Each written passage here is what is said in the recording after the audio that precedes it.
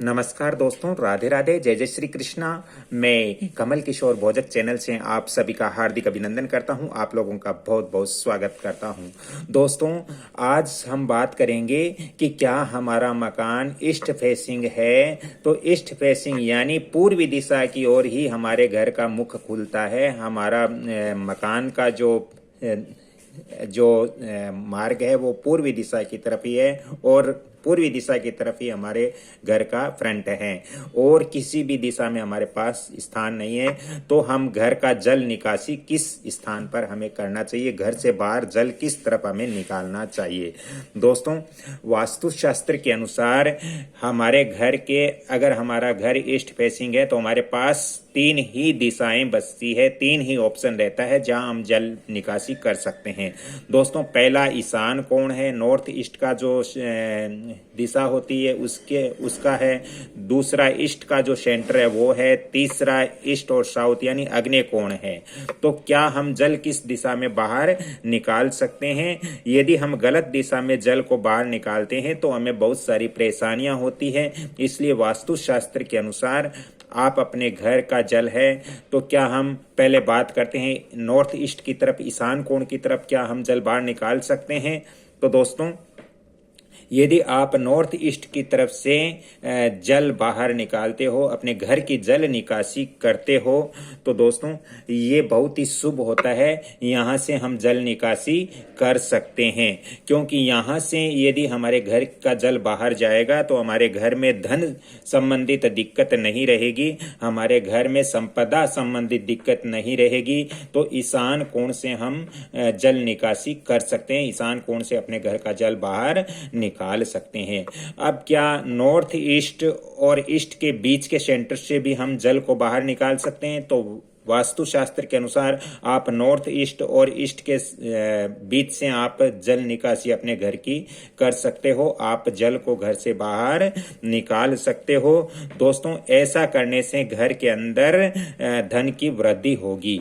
दोस्तों, क्या ईशान के सेंटर से हम अपने घर के जल को बाहर निकाल सकते हैं, घर से जल निकासी कर सकते हैं?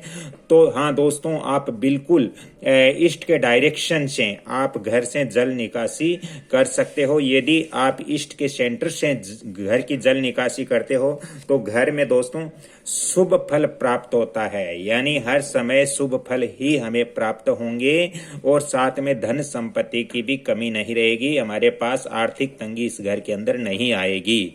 दोस्तों, अब हम बात करते हैं क्या ईस्ट और ईस्ट साउथ यानी पूरब और आग्नेय कोण के बीच में क्या हम अपने घर का जल बाहर निकाल सकते हैं?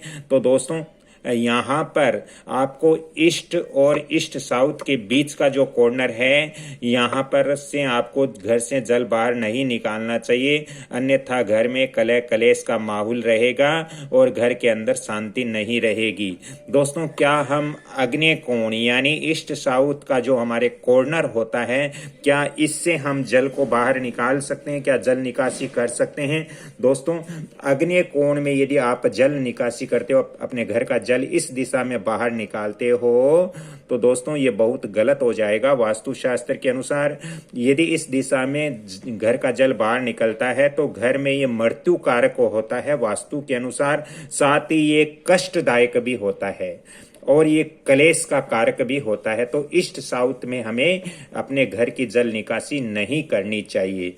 ईस्ट साउथ के अंदर यदि हम घर की जल निकासी करते हैं तो इससे घर में मृत्यु तुल्य कष्ट मिलते हैं और कलेश हर समय बना रहता है और धन की भी कमी आ जाती है, क्योंकि जल है वो पैसे का प्रतीक है और आग्नेय कोण में निकालने से पैसा जल जाता है, ऐसा प्रतीत होता है। क्योंकि अग्नि का जो तत्व है और जल का तत्व है वो आपस में विरोधी तत्व है।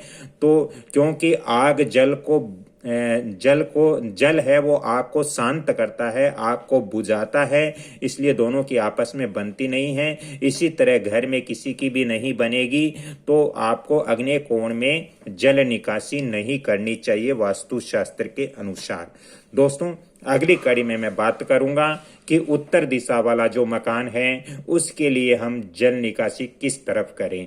तो ये जो ईस्ट डायरेक्शन वाला मकान है इसकी जल निकासी आप ईशान कोण में कर सकते हो, ईशान और पूरब के बीच में कर सकते हो, और ईस्ट यानी पूरब दिशा में आप कर सकते हो।